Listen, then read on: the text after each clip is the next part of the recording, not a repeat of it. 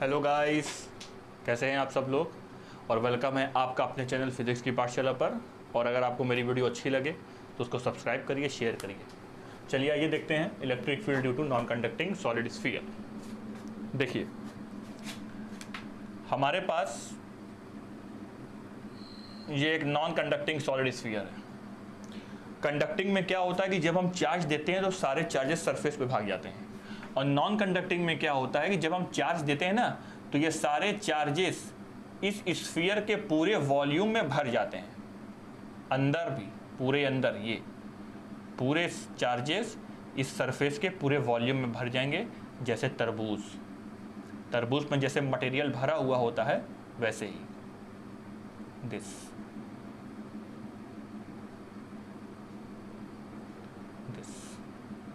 बहुत इजी है, घबराइए मत। ये ठीक। अच्छा, यहां पे एक पॉइंट रखा हुआ है P, तो हमें यही बताना है कि ये स्फीयर इस P पॉइंट पे कितनी इलेक्ट्रिक फील्ड बनाएगा, हाउ मच इलेक्ट्रिक फील्ड। ठीक है, तो चलिए आइए नोट करते हैं। देखिए ये इसका सेंटर है और इसके सेंटर से इसका जो रेडियस है वो है कैपिटल R। ठीक, और इसके सेंटर से जो ये इसका रेडियस आप देख रहे हैं ना,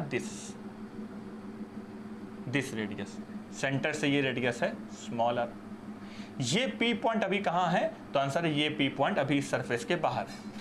तो हमने कहा कि ये स्फीयर इस P पॉइंट पे कितनी इलेक्ट्रिक फील्ड बना रहा है। तो सुनिए, इलेक्ट्रिक फील्ड हमको निकालनी है आउटसाइड। तो ये जो इलेक्ट्रिक फील्ड बना रहा ना, ये जो इलेक्ट्रिक फील्ड बना रहा कैसे हम निकालेंगे, बहुत वही है, वही वाला कॉन्सेप्ट है।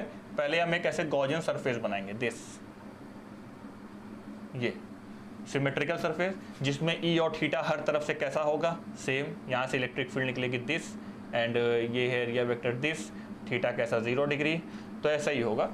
उसके बाद जो आउटसाइड इलेक्ट्रिक फील्ड बनाएगा ये कितनी होगी, जब निकालेंगे तो हमको मिलेगी 1/4 पाई एप्सिलॉन नॉट। और इसमें टोटल चार्ज है कितना, टोटल चार्ज है Q, तो this is 1/4 pi epsilon not Q upon, और डिस्टेंस कितना R, दिस इज R²। ये हमारी इलेक्ट्रिक फील्ड होगी जो कंडक्टिंग वाला बना रहा था। जो इलेक्ट्रिक फील्ड हमारा कंडक्टिंग स्फीयर बनाएगा बाहर, वही हमारा नॉन कंडक्टिंग बनाएगा। ठीक है, सेम। फिर इसके पॉइंट को उठाकर हम सरफेस पे ले गए, तो डिस्टेंस कम करते गए, तो ये डिस्टेंस कितना है, ये डिस्टेंस है हमारा R is greater than capital R। मतलब स्मॉल वाला R बड़े वाले R से बड़ा है, तो मतलब ये चीज कहाँ रखा है, ये वाला P पॉइंट ये आउटसाइड रखा है। अब इसको उठा के ऑन द सरफेस ले गए। जब हम इसको ऑन द सरफेस लेके आएंगे, this electric field on the surface, तो ये कितना होगा 1/4 pi epsilon not capital Q upon R। कितना होगा ये वाला R, इसको उठा के हम यहां लिया है, तो स्मॉल r कैपिटल R के बराबर हो गया, तो this is R², if R is equal to capital R। तो इस सिंबल का मतलब है इस पूरे जो मैंने ये लिखा है ना, R ग्रेटर देन R, इसका मतलब है E आउटसाइड है, और अगर R के इक्वल है तो ऑन द सरफेस है। ठीक, अब निकालना है इलेक्ट्रिक फील्ड इनसाइड। कंडक्टिंग में हमने क्या पढ़ा था कि ये हमारे पास एक कंडक्टिंग स्फीयर है, इसमें सारे पॉजिटिव चार्जेस हैं, अंदर इलेक्ट्रिक फील्ड कितनी, तो आंसर 0, क्योंकि पॉजिटिव चार्जेस बाहर हैं, इलेक्ट्रिक फील्ड बाहर जाएगी, अंदर कोई इलेक्ट्रिक फील्ड आएगी ही नहीं, अंदर कोई चार्ज है नहीं। अब अगर इस P पॉइंट को हम यहाँ लेते आगे बना दें, यहाँ ले आके बना दें, तो इस P पॉइंट पे अंदर कितनी इलेक्ट्रिक फील्ड होगी ये हमको पता लगाना है। तो आइए इसके बारे में पता करते हैं, क्योंकि अंदर चार्ज भरा हुआ है। इलेक्ट्रिक फील्ड हमको कहाँ निकालना है, हमको इलेक्ट्रिक फील्ड निकालना है इनसाइड। देखो ये हमारा P पॉइंट है, इसको लाके हमने यहां रखा, तो यहां से यहां तक का रेडियस हमने माना स्मॉल r। कितना माना, स्मॉल r, ये रेडियस है हमारा कैपिटल R। अब अगर हमको इस पॉइंट पे इलेक्ट्रिक फील्ड निकालनी है तो हम इसके चारों तरफ एक गॉसियन सरफेस बनाएंगे। तो ये हमने यहाँ से ऐसे गॉसियन सरफेस बना ली, दिस।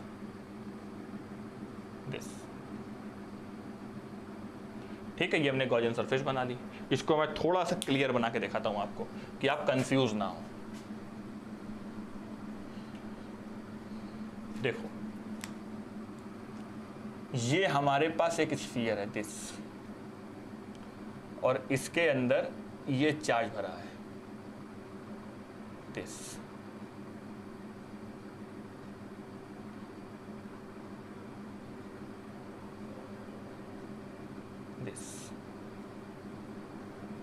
ठीक है ना। ये चार्ज जो सेट है अंदर यूनिफॉर्मली सेट है, ये भी याद रखिएगा, यूनिफॉर्मली डिस्ट्रीब्यूट है। ठीक है, ये अंदर यूनिफॉर्मली डिस्ट्रीब्यूटेड है। अब एक मिनट, इसका जो रेडियस सेंटर से है वो है हमारा कैपिटल R, और हमको अंदर बताना है इस P पॉइंट पर, दिस P पॉइंट पे इलेक्ट्रिक फील्ड कितनी। तो यहां से यहां तक का जो रेडियस है वो है हमारा स्मॉल r, और हम इसके चारों तरफ एक गॉसियन सरफेस बनाएंगे दिस।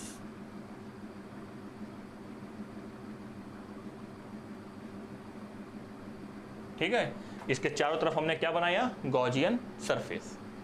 अब कौन वाला चार्ज इस P पॉइंट पे इलेक्ट्रिक फील्ड बनाएगा, ये जो गॉसियन सरफेस के बाहर है कि जो गॉसियन सरफेस के अंदर है। गॉसियन सरफेस पे मतलब इस पूरे स्फीयर में, पूरे होल स्फीयर में कितना चार्ज भरा है, तो आंसर कैपिटल Q। ठीक, पूरे वॉल्यूम में भरा है तो वॉल्यूम को क्या बोलते हैं, रो, और रो क्या होता है, चार्ज पर यूनिट वॉल्यूम। तो this rho is equal to charge, और स्फीयर का वॉल्यूम कितना होता है, 4/3 पाई RQ।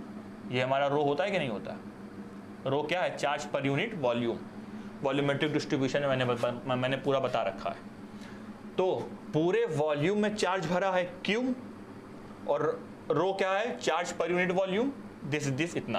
अब इलेक्ट्रिक फील्ड इस P पॉइंट पर कौन वाला चार्ज बनाएगा, क्या जो पूरे वॉल्यूम में भरा है वो वाला चार्ज बनाएगा, कि जो सिर्फ गॉसियन सरफेस के अंदर है वो वाला चार्ज बनाएगा।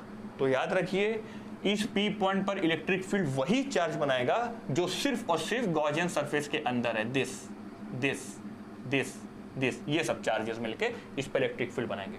तो हमको चार्ज कौन चाहिए, पूरा चार्ज चाहिए कि Q इनसाइड चाहिए, तो आंसर हमको Q इनसाइड चाहिए, इनसाइड वाला चार्ज। तो चलिए आइए हम पहले यहां से E.ds कैलकुलेट करेंगे।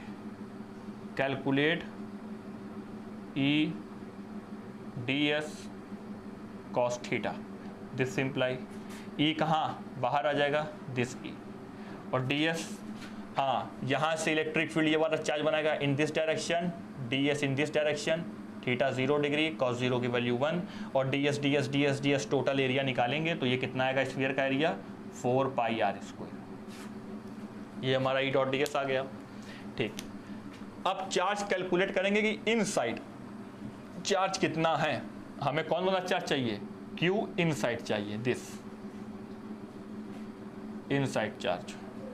तो इनसाइड चार्ज कितना है, तो आंसर है इनसाइड जो हमारा चार्ज है वो हम निकालेंगे कैसे, इनसाइड जो हमारा चार्ज है वो निकालेंगे रो इनटू वॉल्यूम से।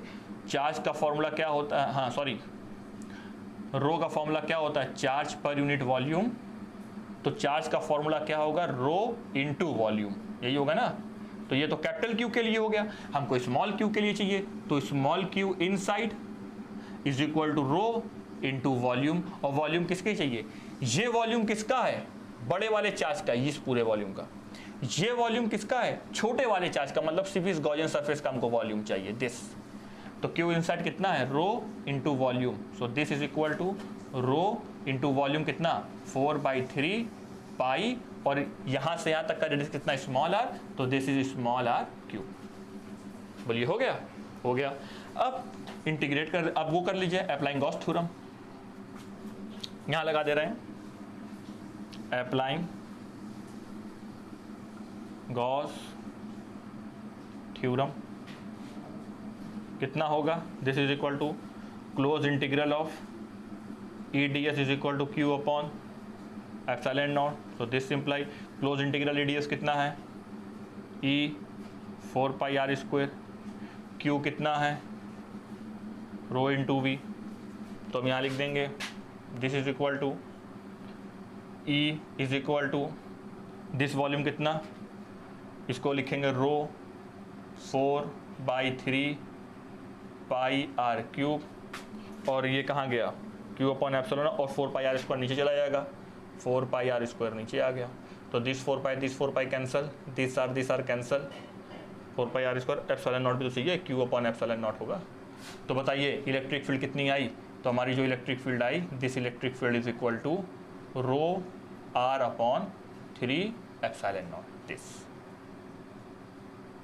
This is the electric field uniformly charge distribution in a non conducting solid sphere.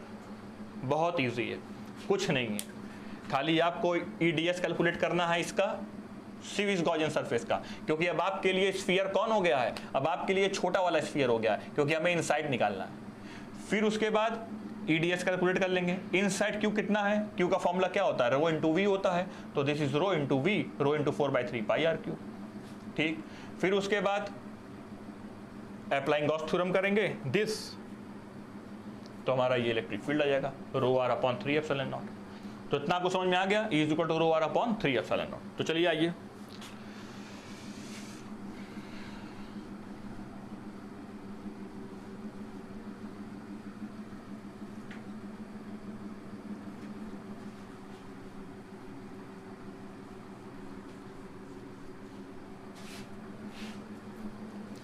तो हमारा इलेक्ट्रिक फील्ड कितना आया, इलेक्ट्रिक फील्ड आया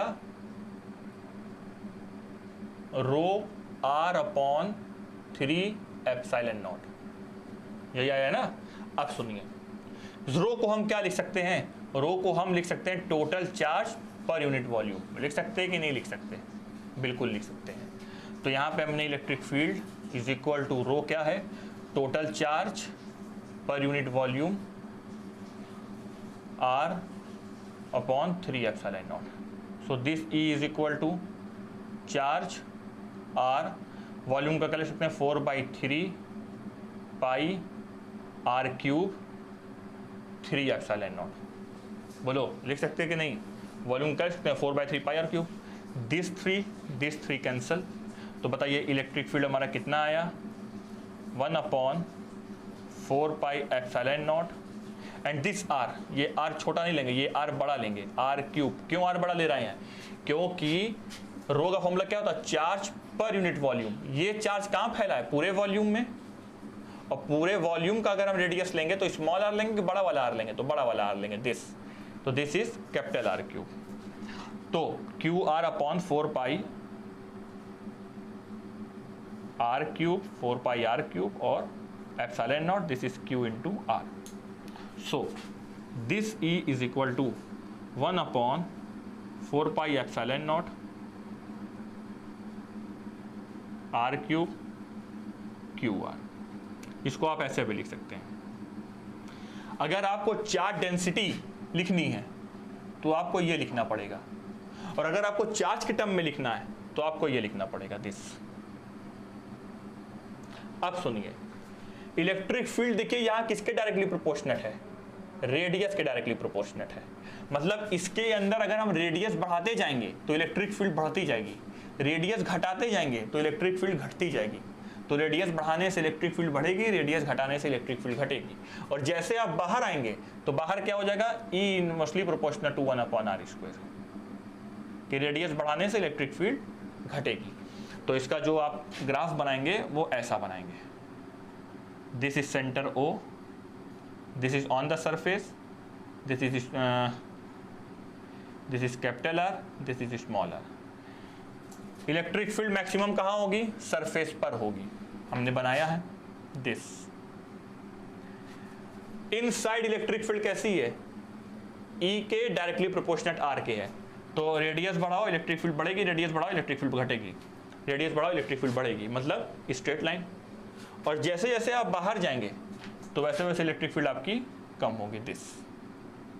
तो यहाँ inside E directly proportional R के है, और outside E inversely proportional R square के है, और on the surface E inversely proportional 1 upon R square के है। ठीक है, तो inside on the surface, outside the sphere. तो ये किसकी हो गई? नॉन कंडक्टिंग की।